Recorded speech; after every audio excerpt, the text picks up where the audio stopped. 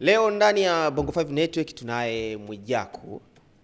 Huyu ni mmoja kati ya vijana influencer ambaye kwa muda mrefu amekuwa akitikisa mitandao ya kijamii, lakini pia akiwavutia wengi lifestyle yake na namna anavyoweza kufanya vitu vyake kwa utofauti, hali ambayo imemfanya apate mafanikio ambayo yanaonekana bila kona kona. Mwijaku, karibu sana Bongo 5 Network. Bwana, asante sana. Kwanza I'm so proud of you guys. Congratulations. Karibu sana. 2026 imeanza vizuri sana. Okay. Una miaka 40 kwanza. Happy birthday. Thank you. Manake ukishafika 40 wanasema, wazungu wanasema life begin at 40. Naanza maisha kuishi. Okay. Hapo rasmi.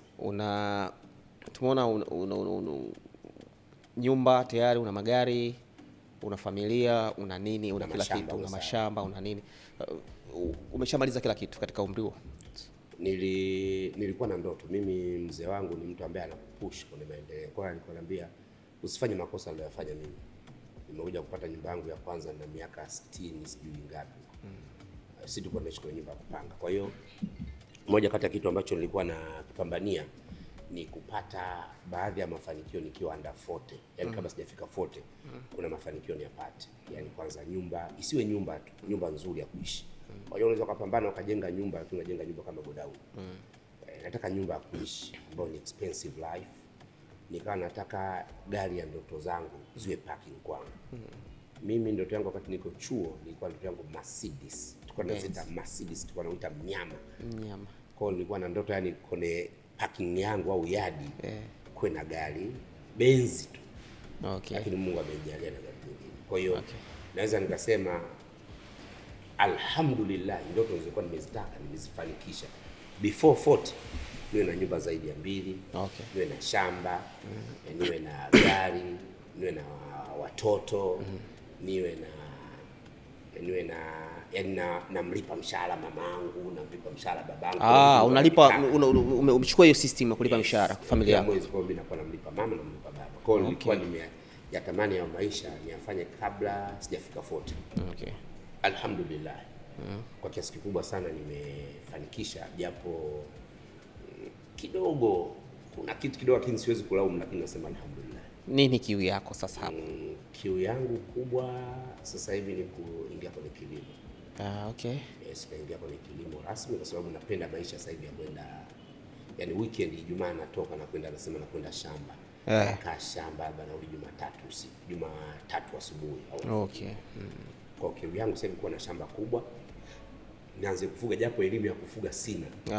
Nimeanza kumfuatilia sana Masanja mkandamizaji. Amekuvutia? Anaweza kunivutia. Okay. Nataka nifanye sehemu ya shamba hiyo kama lifestyle. Okay. Na I'm sure nitatoboa. Kama naweza kutoboa kwenye nyumba sasa hivi kila mtu anajenga nyumba. Anajenga nyumba. Ni kwa sababu mimi niliwashawishi. So wewe una nyumba mbili? Tunaona kuna gorofa moja ulikuwa una ile ambayo ile ya Kigamboni. Yes, na nyumba ambayo ninaishi ambayo tayari nimeshamkabidhi mtoto wangu Marichui. Marichui. Yes, na nyumba nyingine ya chini na mtoto wa nje nilizaa. Kwa hiyo nimemkabidhi yeye. Na nina nyumba ya Mbweni ambayo sasa hivi naijenga, ambayo nimempa zawadi wazazi wangu. Okay. Ambao nitaandika jina kwangu, lakini nitaandika jina la mamangu na babangu. Then na nyumba Kisarawe tu tunajenga, hiyo ni zawadi ya mke wangu. Mke wako? Mke wangu.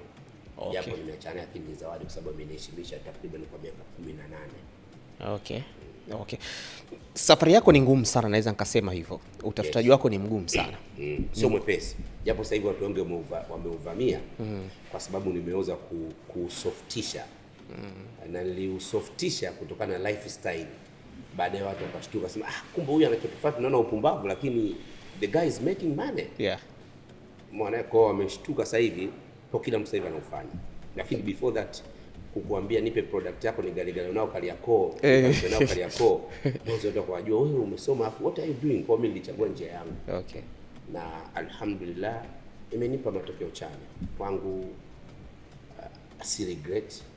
Naona sasa hivi kuna watu wamejaribu kufanya, mtu kama Hichibaba alijaribu kufanya kafeli. Ile kitu huwezi kufanya kwa kukopi, nataka uwe real.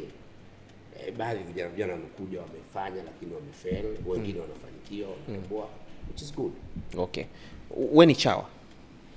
Ukiniambia chawa, mimi na accept kwa sababu moja. Ukifanya kitu kizuri watu wanapenda kukidogosha au kukifanya stupid. Wanakifanya stupid ili wewe cha kipumbavu, ili wewe urudi nyuma. Kwa mimi ukiniita chawa ili nisichukie, nitaikubaliana na yeye unachoniita.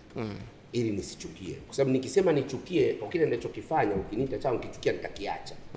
Nikikiacha then nitafail. Unajua end of the day kuna haya maisha tunaishi, wewe unatoka unakuja kazini, lakini ukirudi nyumbani kwako na familia yako na watu wako wa Ahlul Bait, unatafakari ile kazi ninayofanya Bongo 5 inanilipa au kwa sababu niko Bongo 5, au nionekane nimevaa suti, niko posta, naingia ofisini, natoka, lakini ndani ya nafsi yangu naungua, nateseka, msongo wa mawazo, vijana wanapata stroke, wanaumia, wengine wanajiua, wanajinyonga, ni kwa sababu wanaishi kuwafurahisha watu.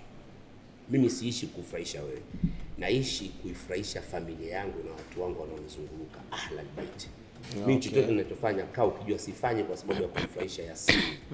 Sifanyi kwa sababu ya kumfurahisha Bongo 5. Nafanya kwa sababu nikigeuka nyuma Marichui anaenda chooni, nikigeuka huku Aladini anafurahia maisha, amepata chakula cha asubuhi, mchana, jioni, amelala vizuri, ana internet, ana vingamuzi vimelipiwa, anaishi kwao, anakula anachokitaka. Kwa hiyo nikiwaangalia wale, yes, nitakaa tumbo wazi kale yako napiga kelele.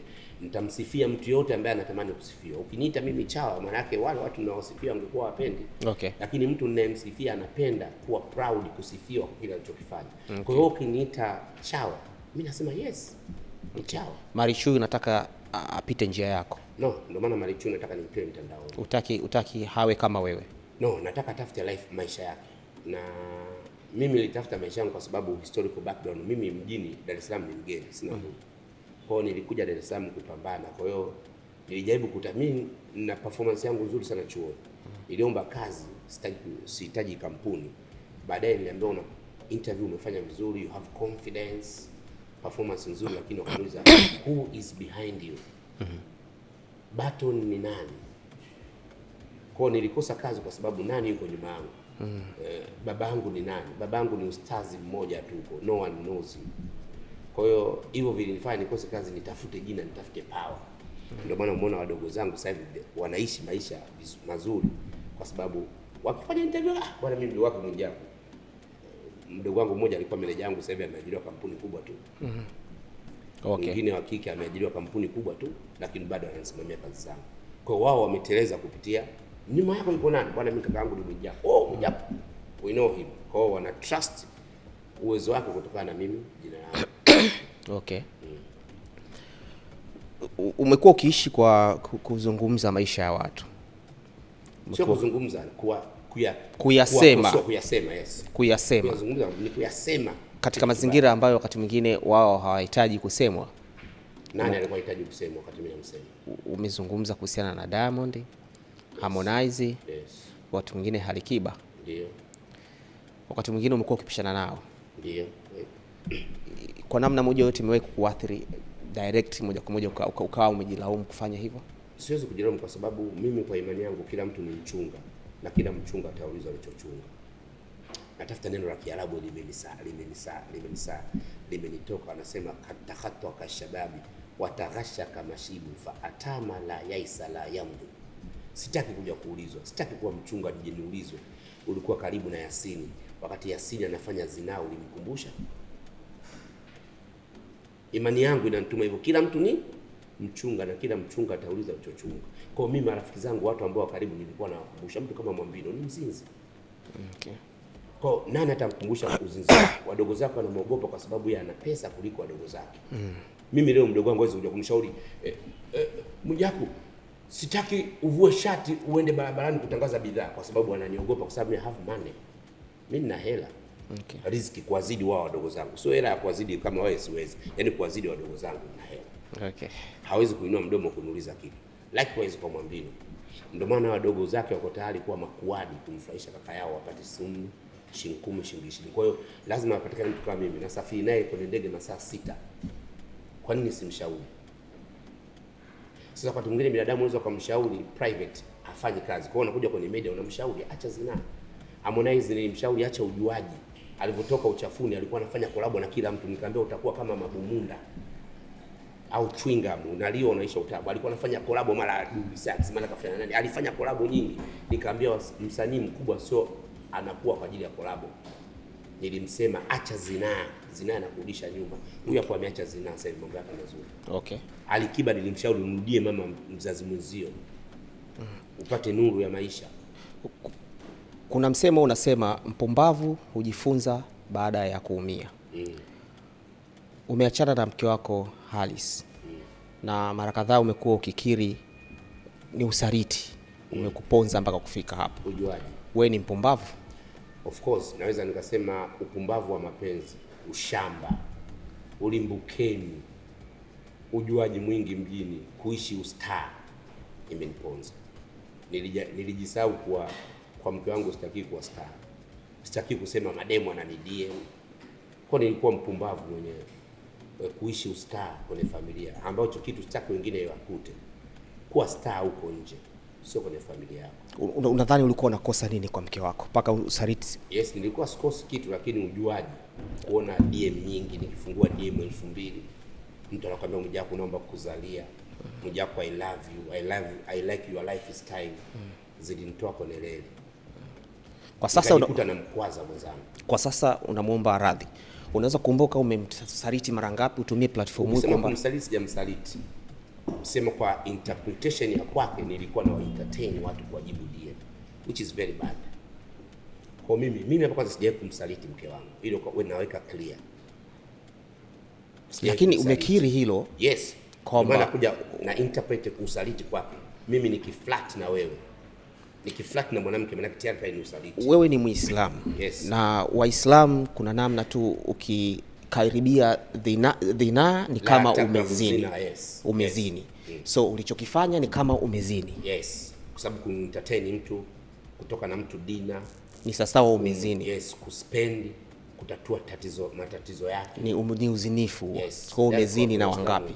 Sasa sija ukiniambia umezini na wangapi? Maki mimi na watu wengi sana. Kuna mtu mwingine anapita kimsichana mmoja ku help me. Huna idadi maalum. Yes. Kwa vile vitu alikuwa vipendi mke wangu. Kwa hiyo huna idadi maalum. Sina idadi maalum. Okay. Unajutia sana. Moja kati ya vitu ambavyo vinajutia kumpoteza mwanamke kama Alice girlfriend changu.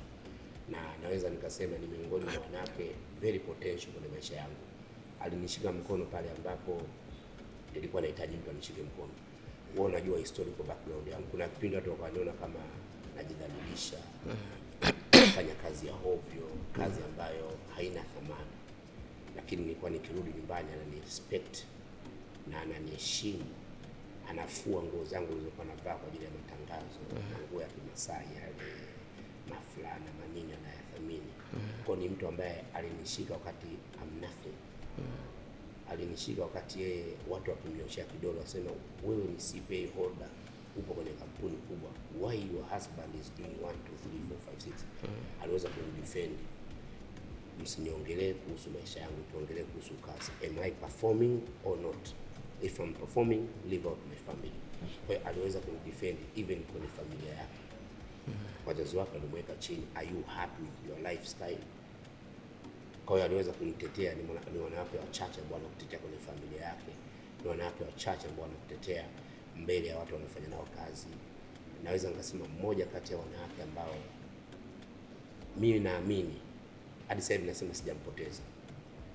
Na imani bado nafsi yangu inanipa she will come back to me. Na sitaruhusu nafasi ya mwanamke mwingine.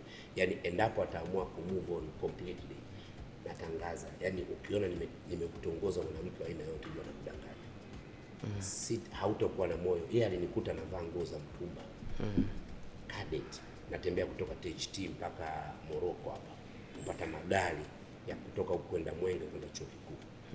Kwa alinikuta nanuka kikwapa.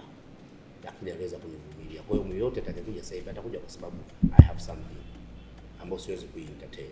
Kwa hiyo naamini kwa uwezo wa Mwenyezi Mungu Subhanahu wa Ta'ala atarudi. Naamini hicho.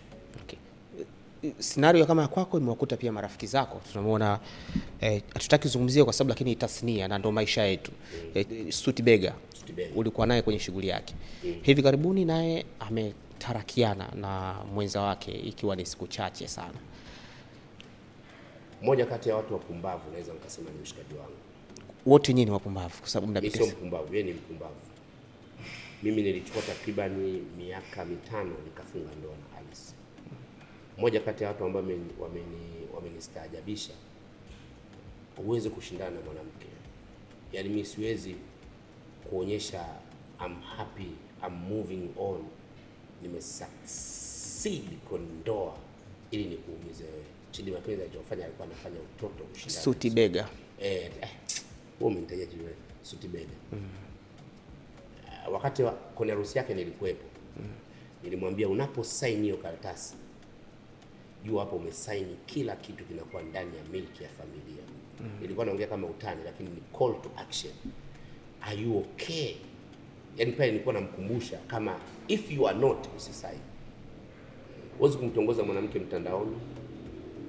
Ndani ya mwezi mmoja unatangaza ndoa, ndani ya mwezi wa pili unamuoa, ndani ya mwezi wa 3 unaleta familia yake unaoa, without kujipa muda kutafakari mwanamke ulikuwa nani, mwanamke wa style gani.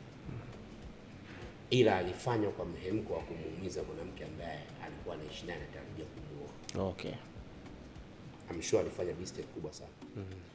Sasa tazama, anapoteza reputation yake, anapoteza respect, anapoteza trust kwa jamii.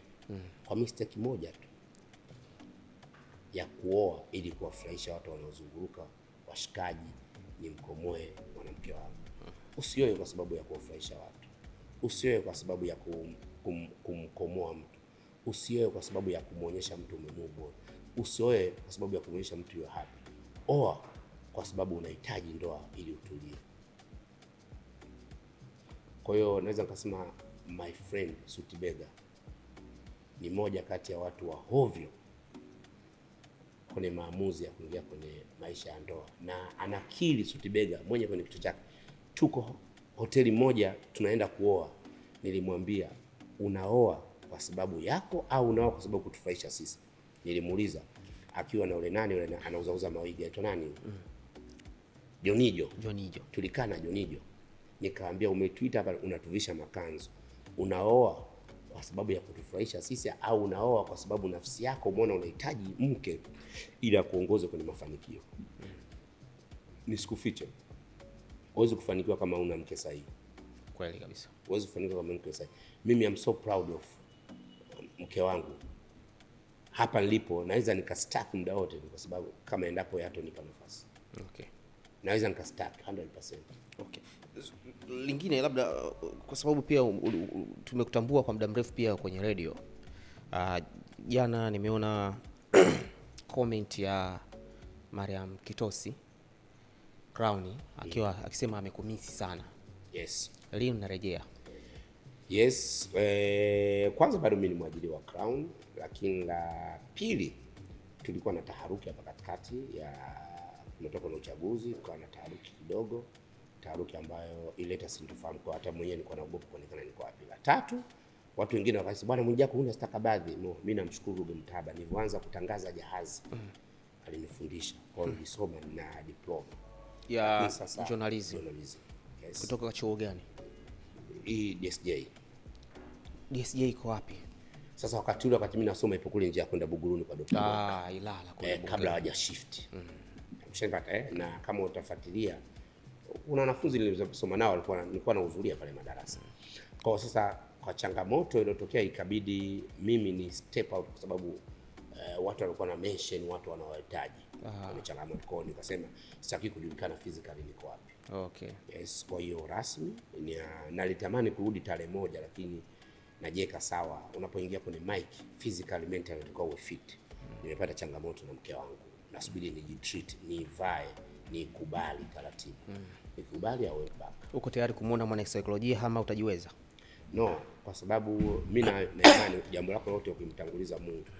Kwa mimi namtanguliza Mungu kwa kile ninachokifanya. Okay. Sihitaji mwana saikolojia. Okay, Mwijaku wewe ni kioo cha jamii. Yes.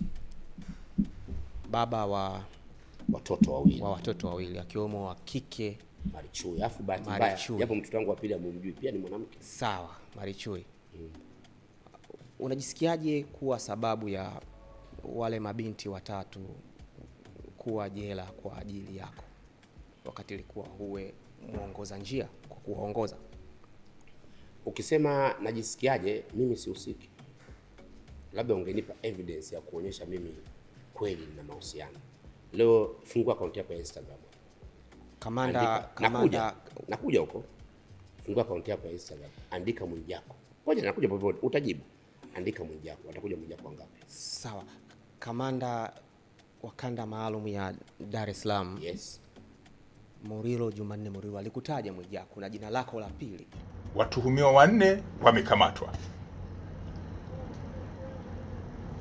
akiwemo Mwemba Barton Mwemba maarufu kama Mwijaku wa Dar es Salaam. Yes, Mwijaku ninafahamika, muona wa Mwijaku ni mimi. Lakini aliponitaja nikaambia sio mimi. Kuna watu wanatumia Mwijaku. Ndio maana wakaona nilitolewa kwa ile changamoto. Kwa sababu nilienda nikaambia bwana, mimi naitwa Mwemba Barton Mwemba. Ask them, are they know me? Walishakutana mimi face to face au wanaonyesha conversation ya message hi au my baby. Kwa na namba yangu inawezekana mtu yote akawa nao, lakini nionyeshe conversation. Tuna teknolojia siku hizi. Ukiingiza simu nyingi tunaweza nikaona mafunyefunye yako yote. Kwa hiyo nikasema waulizwe wenyewe. Kwa ina maana sio Mwijaku wewe. Na ndio maana unaona sijahusika. Sababu ingekuwa mimi nilipaswa niwe shahidi wao. Kwa nini watu wamekuhusisha wewe? Of course ukubwa sasa. Tunapozungumzia brand kubwa, jina kubwa, sasa hiyo ndio negative ya umaarufu. Naweza nikakuuliza wangapi mtaani wanatongoza. Mimi leo nitongoze mwanamke tu apenda kwa skendo. Mwijaku kasimama na mwanamke kavuka naye. Lakini wangapi wanavuka na wanawake barabarani? Au mimi nitoke hapo nje nipigane tu. Wangapi wanapigana? Lakini mimi nikipigana ni story. Kwa hiyo sio wewe. Niliendesha gari bahati mbaya nilisahau kufunga mkanda. Wangapi wanaendesha gari wanasahau kufunga mkanda? Lakini mimi nilitoka kufunga mkanda ni story, comment 2000. Polisi. Of course ni kosa. Kwa hiyo ni tukio hilo sio wewe. Sio mimi. Lakini uliojiwa. Niliitwa. Lazima uitwe. Au kuwekwa ndani. Sasa utaikwaje ndani? Na taarifa zilikuwa ulewekwa ndani. Hapana, sasa utaikwa ndani. Hebu niambie wewe umesoma. Sheria ipi itakupa mimi uniweke ndani? Yaani leo umekaa umesikia watu Mburata anasema mimi Yasini sio nini Yasini nakupiga. Mtu akampiga mtu kwa sababu ya Yasini. Tatizo sasa wewe unakuwekaje ndani? Tayari kulikuwa kuna jinai ya mtu alishashambuliwa kwa ajili yako. Yes, kwa ajili yangu. Sasa wewe inakuhusiana vipi naye wewe ndani? It's a criminal case. Wewe unahusika vipi? Kwa sababu criminal case ina direct mtu alofanya tenda na mtendewa. Wewe una binti Marichui. Yes. Kupitia lile unaweza kumwambia ni ajifunze nini au mabinti wengine? Yes, lazima kwenye maisha tuwe wazi kwenye familia yetu, kwa watoto wetu. Lakini cha pili, vijana tupunguze kuiga lifestyle. Lifestyle inaweza ikatuponza, ikakufanya wewe ufanye maamuzi ambayo mbeleni utakuja kujutia. Yaani mimi mtu wa mkoani. Nilipokuja Dar nilijijua natakiwa nitafute nisifuate makundi. Ushakutana mimi club na leo. Ushakwenda club? Mimi ushakutana mimi ushasikia tu Mwijaku club fulani yupo. Ushakutana mimi. Wadau labda watasema kama wamekuona. No, mimi nakwambia, yani yani mimi kuniona club uje kuna event ambayo nimelipwa ndo nakwenda. Okay. Lakini kwa sababu mimi nilipokuja mjini nilijiangalia, mimi natoka mkoani. Kipi kimenileta mjini? Nilikuja mjini na vitu vitatu. Dar es Salaam ndio kila kitu, lakini Dar es Salaam unaweza kutoa kwenye reli. Kuna madawa ya kulevya, kuna maradhi, kuna kupotea. Kwa nakuja mjini napanda basi nakuja mjini, hivyo vitu vipo kichwani mwangu. Kwa nilipofika mjini, chochote ninachofanya mjini mimi nawaza na watu wananitegemea hapo mkoani. Nilitamani kuweka basement Dar es Salaam ili wazazi wangu wakija Dar es Salaam waseme tuna ndugu Dar es Salaam. Mimi zamani nilikuwa natamani kuja Dar es Salaam, lakini nakuja kwa nani? Kwa nilikuja mjini nilikuwa na akili yangu natakiwa nitengeneze basement kwa sababu ya watu wangu wa nyumbani. Okay. Kwa hata kijana yote unapata nafasi ya kuja Dar es Salaam kusoma, usifuate unayokuta Dar es Salaam, usifuate lifestyle ya Dar es Salaam. Okay. Lakini wale mabinti hujawahi kuwaona au uliwahi kuwaona? Mmoja niliwahi kumuona kwenye video vixen. Alikuwa ni video vixen. Yes, unafahamiana naye? Sifahamiana naye, mimi najua tu kwa sababu mimi na promote wasanii, wakinipa kivaa kwambia mtagi, lakini nilikuwa stagi wale wanawake. Na mtagi yeye mwenyewe. Fanya video kwa nilikuwa namfahamu. Ilikuwa ni video ipi hiyo? Nakumbuka sijui ya J Melody. Okay, alishiriki ambaye nilikuwa nafanya, alikuwa video vixen. Alikuwa video vixen. Yes. Kwa hiyo nilikuwa nafahamu kwa njia hiyo. Hata nilipopata bahati kuona nikamwambia why umechukua maamuzi? Okay, let's say you have that man. Why unachukua maamuzi mkononi, which unajua kosa kisheria ni unajua kuna mtu mwingine unaweza kusema huyu hajapevuka kielimu, unaweza ukamsema, lakini mtu ambaye tayari amepevuka kielimu, wewe unachukua maamuzi. Uliongea nao hivyo? Niliwakuta pale, tuliongea, tuliulizana, tulishauriana. Sasa pale lazima wane identify. All in all, mimi nawatakia kila la kheri kwenye maisha yao, lakini nawaomba wa focus kwenye vitu vilivyowaleta. Wawili wametoka kwa dhamana. Sijajua ile mmoja ambao ulikuwa mhusika mkuu, labda ulifuatilia? Hapana, sasa siwezi kufuatilia, mimi na matatizo yangu bado hayajaisha sasa hivi. Nafuatilia tatizo lingine. Labda unaweza ukawa ni kaka mwema kama, lakini sasa huwezi kufuatilia tatizo la mwenzio kama una matatizo yako hujasolve. Okay. Kwa napambana kusolve matatizo yangu. Okay. Nikisolve matatizo yangu vizuri, pengine naweza nikafuatilia sasa kusema vipi huyu. Okay. Lakini kwa sasa hivi nisidanganye. Hili na lile la Menina, lipi ni kubwa zaidi? Naweza nikasema hili la Menina nafikiri lilinichafua zaidi. Ambalo nashukuru Mungu nilipambana haki ipatikane. Unajua kuna kitu unaweza kufanya, huwezi kuongea kitu kwa jamii mpaka haki ipatikane. Kwa sababu kipindi kile I'm sorry, sijajua sheria, nimetaja jina la binti huyu. Kwa hiyo wewe utakuwa na siwezi ile ulikata au nini? Lile la yule binti ambaye nilikuwa naigiza naye. Nilikuwa mnaigiza ile? Yes, tulikuwa tunaigiza. Nilikuwa siwezi kuprove kwa jamii mpaka mahakama iprove. Kwa sababu watu wanaona naye kwenye kazi, then suddenly watu wanakutana na tukio hili, then suddenly wanaona interview yake anayofanya media tour, analia, anakinituhumu mimi. Kwa hiyo hapo kujitetea ilikuwa siwezi. Kwa hiyo ndio maana nilishukuru Mungu jambo liishe kimahakama. Hata baadaye kuna familia zilikuja zikatoka, nikamwambia mimi nilikataa, nilisema no, tusikae. Wacha mahakama itende haki, kwa sababu kuna leo na kesho. Kesho naweza nikataka kuwa mtu fulani mimi. Wewe ukaifungua ile kesi. Kwa hiyo nilitamani mahakama itoe ukweli na mahakama ikaweka wazi. Yeah, sure. Na nashukuru Mungu nilionekana sina hatia wala sihusiki. Na hukumu ili demand vitu kutoka kwake, lakini nikamwachia Allah. Sababu nitakiwa niombe nisafishwe, gharama za kuchafuliwa na vitu vingine vyote. Lakini baadaye mimi na mzazi mwenzangu kameno, mshukuru Mungu kwa sababu limeisha na hatia imeonekana. Una hatia, mwachie Mungu, kamwachie Mungu. Okay. Na sitaki kuhukumu labda alichokipitia pale baada ya hukumu ni laana yangu. Sitaki kuamini hilo. Naamini sisi wote ni wa Mwenyezi Mungu na kwa Mwenyezi Mungu tunarejea. Kwa sababu nakumbuka baada ya kesi alipata changamoto ya mzazi mwenzie, akapata changamoto ya mtoto. Siamini huko. Kwani inaweza katokea hivyo? Siamini huko.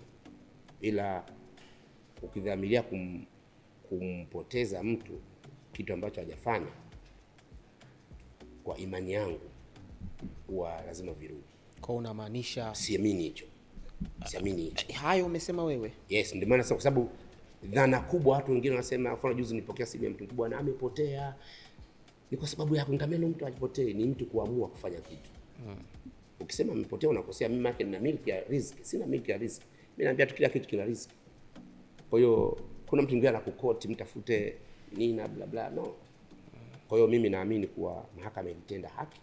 Moja kati ya kitu ambacho kinirudisha nyuma ni ile nilikosa dili ya milioni 100 those days. Okay. Yes. Pole sana. Kwa hiyo niliamini ile hela sio riziki yangu. Lakini nikaamini pia ilipaswa nipitie ile nijue binadamu ana aina gani. Sasa hivi niko makini sana. Okay. Kwenye picha chat na mimi. Niko makini sana. So, mmewahi kukutana na kuzungumza? Asijawahi kukutana. Natamani siku moja nikutane naye. Natamani siku moja nikutane naye, tucheke, tufurahi. Sisi binadamu. Mimi nimesamehe yote yaliyopita. Mimi ni binadamu, natamani siku nimuone, nimsalimie. Ni ulikuwa washikaji sana. Sana washikaji. Ni hard worker. Amenia ni hadi natamani siku moja nikutane naye nimsalimie, lakini nimuulize why. Lakini nyinyi mliwahi kudate? Asijai kudate naye.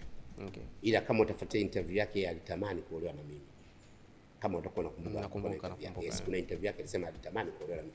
I'm a good husband by the way. Mimi sidhani kama kuna mwanamke hata tamani kuolewa na mimi. Lakini pia wewe ulikuwa unamuona kama ni wife material. Of course alikuwa wife material, lakini wakati natoka kijijini nilikuwa sitamani kuwa mwanamke ambaye tayari ameshazaa. Hiyo ni ndoto yangu nimejengea. Okay. Kwa sababu sitaki kuja kuumia. Unamaanisha nini? Kwa sababu ukiwa mwanamke alozaa, kumbuka ana bondi na mzazi mwenzie. Huwezi kuifuta. Kwani bondi ni tatizo? Ni tatizo. Mimi hapa Kwa mtazamo wako. wako. Kwa lifestyle yangu mimi, kwa sababu mimi nilimbukeni na wivu wa kupumbavu. Kwa hiyo natamani siku moja nikutane naye Menina, nimsalimie. Miaka mingapi mjawasiliana? Miaka mingi. Toka hukumu ilivyotoka. Okay, mjawasiliana kabisa. Hajawasiliana. Okay. So mtakutana bila shaka. Jaribu kumpigia simu, jaribu kumpigia. Sasa kwenye simu siwezi kupiga kwa sababu ana maisha yake na mimi na maisha yangu. Alafu mimi napambana na ndoa yangu. Vile mke wangu ajue tena na msiana na Menina. Si kizaza kingine. Kwani wakati ule kivumbi kiliwaka? Of course kwa mwanamke yote anayejitambua, ndio maana mimi mke wangu alikuwa anakuja mahakamani kujua ushahidi wote unaotolewa. Hakuwahi kukosa hata siku moja. Ana mwenyewe kwa hata kujua ukweli pale. Yaani wewe shahidi wako anapozungumza, mimi ninapomuuliza maswali, shahidi yako anapozungumza, anapotoa maswali na kwangu anapoenda. Mmoja kati ya mashahidi wangu alikuwa mke wangu. By the way, thank you so much my brother Mwijaku. We have short time but muda mzuri. Lakini muda mzuri. Nimeenjoy sana. Sana, shukrani sana. Promise me na hata mashabiki pia wa Bongo 5 TV nadhani wanahitaji pia tumpate. Unajua mimi namtaka sana Alice. Kwa nini? Ni mwanamke naweza kusema ni iron lady. Kuweza kuishi na Mwijaku katika mazingira ambayo matukio, scenario, yani, lakini all time walikuwa she is happy. We need it. Najua here. Mimi najua tunamhitaji hapa. Najua kutekea. Tunamhitaji kwa namna yoyote. Sawa. Kwa hiyo tunajua kama kuna tatizo, lakini pia hiyo bidi mumtafute mwenyewe. Tutaangalia namna gani ya kupata ili nendeni Azikiwe NSSF building ghorofa ya 18. Pale kuna ofisi za watu wa CPA pale. Bisheni hodi. Anaweza kwasi, lakini mimi kuambia ni promise mimi. Mwenyewe napambana apokee simu zangu tuongee kimapenzi. Ili aweze kupokea. Sasa naanzaje kumleta kwa bwana Yasini? Lakini pia kingine kwa life yake Alice atenge muda wake haja hapa. I know her. Yaani wewe kama ukipambana na Alice umfuate atakapokuwepo. Siku utakaoongea naye ndio hapo ufanye naye interview. Lakini kumwambia hivi twende. Njoo my brother. Yule sio mtu wa mtandao. Anakuambia nina benefit nini? Hahitaji ustaa yule. Hahitaji nini? Wewe ungetaka kumpata wewe ndio tufanyie auditing hapa. Mnampa deal la auditing. Atashinda hapo. Masaa 4. Okay. Okay, una la mwisho lolote kwa wadau na nini? By the way nataka nikuulize. Mwijaku una plan kufanya muziki, kuimba? Of course. Mimi kuimba napenda vile watu wanavyo, kwa sababu nimeona muziki sasa hivi ni mwepesi sana. Kama siku maki producer anamaliza kila kitu, kwa nini mimi nisiimbe? Angalia nyimbo zinazotolewa na wasanii sasa hivi. Unasema ashi kahit. Maki ni producer ndo anafanya kazi sasa hivi. Why not? Kwa mimi naingia sasa hivi, nimempigia Halonem. Nimekwenda pale Halonem, nimwambia nitengenezee beat ya mapiano, mimi napiga hivi chekecha chekecha napiga beat hilo. Natoka. Kwa sababu muziki umekuwa too simple. Kwa nini nisiingie nitoboe? I love muziki. Una dedicate wimbo gani kwa Halis siku ya leo? Yes, na dedicate nyimbo ya Kasim Mganga. Nilisema nilienda na mpenzi, nitalia nawe. Jinsi langu la thamani na nene achiwe. Yazina nina mpenzi nawe. Awena. Kujua si ujui huo wimbo mmoja wa nyimbo ambao alikuwa anaipenda, afu alikuwa anaipenda ile copy ile wimbo na Ruby THT. Alikuwa kwenye playlist moja ya nyimbo ambazo anazipenda kule akiwa kwenye Mercedes. Alafu Alice ni mwanamke wa ajabu sana. Ameondoka bila kuuliza mali. Ogopa mwanamke hivyo anaondoka bila kuuliza senti 5 yako. Nimeambiwa jana amerudi, alikuwa Dubai jana amerudi. Dubai amempeleka nani sasa? Maana mjini hapa. Kama unakumbuka Manara na Rushaina waliishia Dubai. Wao waliishia Dubai. Kilanga kilimponza. Mtaka mwanamke na tajiri. Yeye alienda Dubai mwenyewe kimapumziko, alitaka kwenda na mtoto, mimi nikaweka ngumu. Yes, nikasema mtu wangu hawezi kwenda. Japo alikuwa ameenda yeye na Marichui ama mdogo yule. Marichui. Kwa hiyo alienda yeye na dadake, wameenda kule. Mimi najua she has money. Yes. Hela nayo. Kwa mimi kuswala swala kuspendi kwenda Dubai. Siwezi kuamini. Ndio maana nakwambia hakuna mwanaume labda mwanaume ambaye utaenda kwa Alice kwa sababu ya hela. Utakuwa ni mwanaume wa hovyo. Alice nenda ukiwa na akili ya kumfanya move kutoka sehemu moja kutoka kwenda sehemu nyingine. Lakini ukienda kwa njia kumpati. Kwa hiyo hivi mpaka hivi karibuni mnajenga na nyumba bado ulikuwa ni Mario. Kwa Alice. Mimi nina hela kumzidi yeye. Zamani wewe una hela kumzidi Alice sasa hivi? Yes. Zamani lakini alikuwa anakuzidi kila kitu. Sasa nilikuwa na brand. Kumbe ile alikuwa akuzidi chochote. Alikuwa anazidi senta. Alikuwa na chochote. Kwa sababu wabongo wanapenda kujulikana Mario. Kwa mimi nika hapo wabongo wanachokitaka. Wabongo wanapenda kusema ile ipo kwa mwanamke analelewa. Kwa mimi nika hapa anachokitaka. Mmoja pata, mimi nimemsomesha mke wangu CPA. Nimemuoa, nimemsomesha mimi. Kumbe umemsomesha kwa hela yako? Kwa pesa yangu. Lakini yeye simkutana chuo, mlikuwa unasema. Nimekutana chuo alimaliza degree. Baadaye mimi nikamwambia apply CPA. Kwa performance yake ya kuunganisha mimi nikamlipia. Ulijiamini nini? Maana kusomesha ni moja kati ya vitu. Amenisaidia. Mimi nimekuja Dar es Salaam mgeni. Yeye ndo kanaonesha mitaa. Fadhila yangu ya kumlipia shule ni kama asante. Mimi ni mtu mkoani. Kwa hiyo mwanamke asomeshwe anasema hivyo. Mwanamke asomeshwe, sasa mimi lazima nimsomee. Mimi nimemsomesha na kanizalia. Mtoto mmoja. Kwa hiyo niko vizuri sana. Bana, shukrani sana Mwijaku. Asante ulikuwa na muda mzuri sana kabisa. Mtu mtumieni salamu Nancy na mumeo nimependa movement ya step mnazopiga Bongo 5. I like it. I'm so proud of you guys.